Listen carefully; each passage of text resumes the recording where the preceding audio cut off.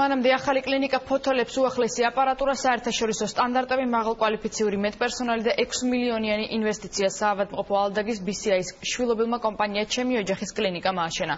მრავალპროფილიანი კლინიკა დღეს საქართველოს პრეზიდენტმა დაათვალიერა. მოგვიანებით მიხეილ სააკაშვილი ფოთოლებს შეხვდა, მათი პრობლემები მოისმინა და სიტყვით მიმართა. ჰოსპიტალური სექტორის განვითარების ფარგლებში ახალი მრავალპროფილიანი საავადმყოფო ახლა ფოთში იხსნება. ფოთის ცენტრალური კლინიკური საავადმყოფო უახლესი აპარატურით არის აღჭურვილი და საერთაშორისო სტანდარტებს აკმაყოფილებს. საავადმყოფო სადაზღვევო კომპანია ალდაგი BCI-ის შვილობილმა კომპანია ჩემი ოჯახის კლინიკამ ააშენა. საავადმყოფოში ადგილობრივებს ჰოსპიტალური, ამბულატორიული და პრეჰოსპიტალური სამედიცინო მომსახურების მიღება შეუძლიათ. კლინიკა 70 ადგილიანია. უმაღლეს სტანდარტებს აკმაყოფილებს ყველა პალატა და საკონფერენციო დარბაზი. ჰოსპიტალი 100-ზე მეტი მაღალკვალიფიციური მედპერსონალით არის დაკომპლექტებული, რომლებიც ადგილობრივი კადრებიდან შეირჩა. კლინიკაში მკურნალობის თანამედროვე მიდგომები ინერგება. ჩემი ოჯახის კლინიკას ახალი საავადმყოფო ფოთში 6 მილიონი ლარი დაუჯდა.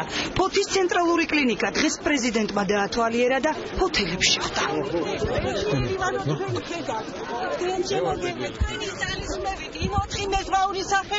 რომლებიც აფხაზეთის ტერიტორიაზე 14 წლის განმავლობაში ყველაში იყვნენ, თქვენ შემოგევლეთ, თქვენი ძალისხმევა, თქვენი დახმარება, დიდი მადლობა გენაჩვარ. სამთავარეო რომ დიდი მადლობა ყველაფრის. დიდი ხანი იყვნენ და მართლა ისე გამოვიდა ძალიან ცუდად, მაგრამ თავარეო დაბრუნდა. გაიხარეთ, ღმერთმა კარგად გამოვა. უდიდეს წარმატებებს გისურვებთ მათი პრეზიდენტო მოვალ არჩევნებში. ფოთელების სახელით სოფლიო დონის პოლიტიკოსი ბრძანდებით და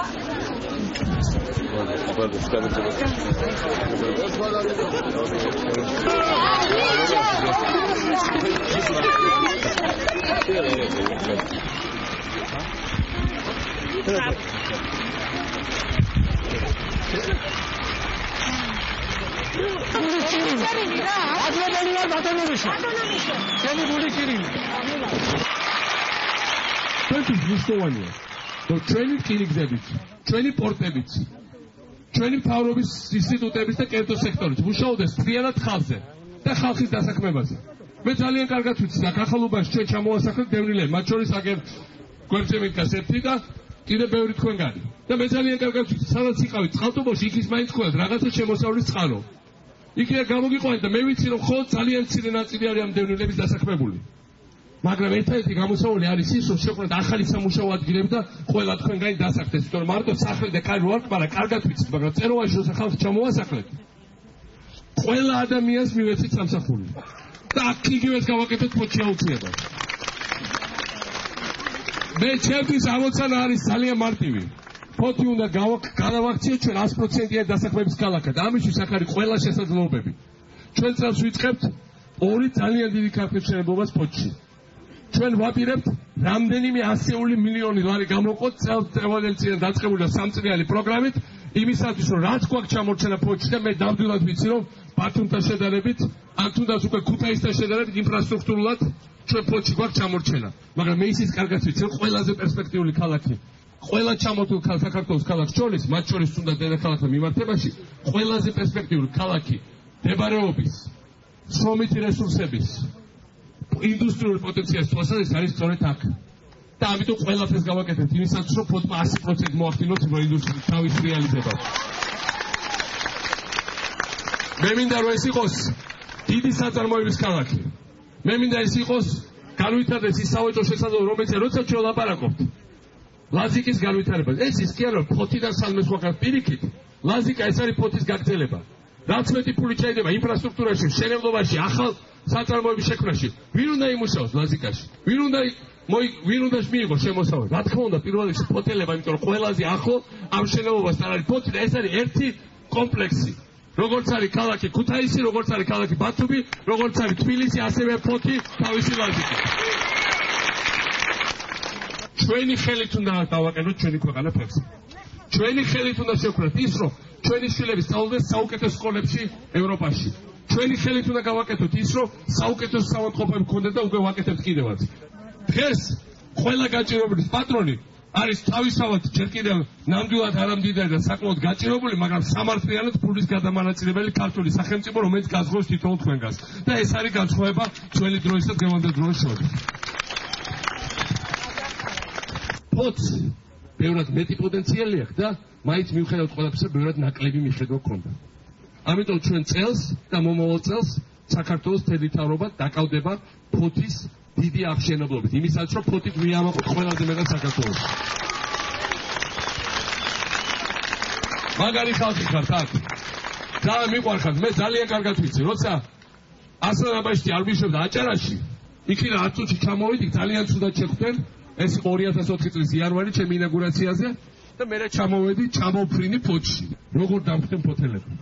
მეც არასდროს არ დამოვიწყე მეც და დანარჩენ საქართველოსაც, იმიტომ რომ ეს იყო იმედის ნაპერწკალი, რომ საქართველოში არის ასეთი ხალხი, რომელსაც შეუძლია აჩვენოს თუნდაც აბაშიძეს და თუნდაც მის უცხოელ პატრონებს, რომ საქართველოს ხალხს აქვს ეთქმის ხმა. ერთი დღიდან დავიწყია თქვენი მხარდაჭერა. ამიტომ ჩვენ ყველანი ვართ თქვენ წინაშე, მე ვარ პირადად თქვენ წინაშე. ამიტომ ყველაფერს გავაკეთებ, რომ ეს ვალი 10 მაგას გავეკითხათ. ჯანდაცვის მინისტრმა პრეზიდენტს ფოთის ახალი კლინიკის შესაძლებლობები თავად გააცნო. სააკაშვილმა კი ჰოსპიტალში მყოფ პაციენტებს საჩუქრები ჩაუტანა. ყველა ერთად მოხდეს საავადმყოფოში.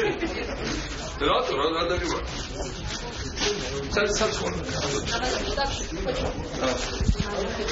შენ რა გადაგება? რა დაგება?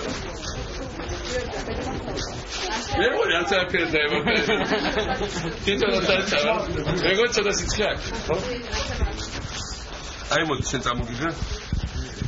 ნუ დახატო ხოლმე აქ, ხო, არ იყო მოწყენი. ეგ შენ. მე რო ისწავლეს, მე მეცმას. მე მემზადები ტრაქტორის სტობისთვის და ბულდოზერის სტობისთვის. შენ ხო შენ გახდეთ? ხო, ალბათ გაკეთდა. სამშაბათს გაკეთდა, თუ როგორ გასა?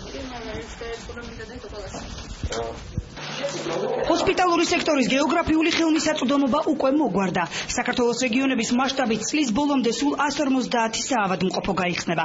თუმცა ჯანდაცვის მინისტრისთვის ეს საკმარისი არ არის. მისი თქმით, ახლა ჯანდაცვის სექტორი ნებისმიერი მოქალაქისთვის ფინანსურადაც ხელმისაწვდომი უნდა გახდეს. სადაზღვეო სისტემის მოწესრიგებისთვის კი უწყებას მუშაობა უკვე დაწყებული აქვს. ჩვენი მთავარი ამოცანა ახლა არის ფინანსური ხელმისაწვდომობის უზრუნველყოფა ჩვენი მოქალაქეებისათვის, რომ ყველას შეეძლოს ასეთ საავადმყოფოში მოსვლა და მკურნალობის მიღება თუ კი ეს სჭირდებათ და სწორედ ამიტომ არის რომ ჩვენ წლის ბოლოსთვის ამ ქვეყანაში ყოველი მეორე იქნება დაზღვეული, რაც გამომდინარეობს იქიდან რომ 1 სექტემბრიდან ასაკით ყველა პენსიონერი და 0-დან 5 წლის ჩათვლით ყველა ბავშვი იქნება დაზღვეული. კლინიკა აღჭურვილი არის დიაგნოსტიკისათვის უახლესი ტექნოლოგიებით.